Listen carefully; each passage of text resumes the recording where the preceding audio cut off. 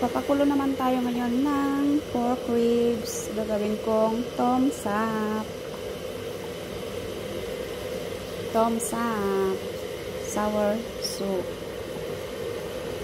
Tapos naman dito, kukuha ako nito, ilagay ko sa aking tom sap. Ayan.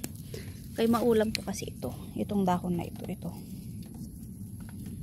Yeah.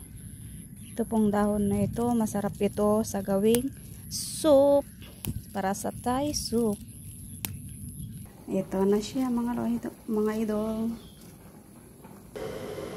Ito po yung mga ingredients. Meron tayong lime, saka yung spring onion. Ito po yung long leaf na tinatawag. Yan yung kinuha ko sa garden. Saka ito yung spring onion. Yan, kinat-cut ko po siya ng ganyan. Ito naman yung rice na dinikdik. Gawa ako ng kanyang sauce. Ayan. Ito naman yung dry chili. Ayan. Kahit na 4 na patak po ng pesos o 5. Depende po sa taste. 1 teaspoon of sugar. Ito na yung in-squeeze kong lemon, lime. Ayan, mimix natin. Ito na yung powder ng bigas. Ayan, stir-stir lang natin siya. Ito yung ginawa kong sauce. Meron din tayong coriander leaves. Ayan. Ito na ang ating sauce. Ayan, kumukulo na siya mga lods. Pwede na tayong magsandok at kumain.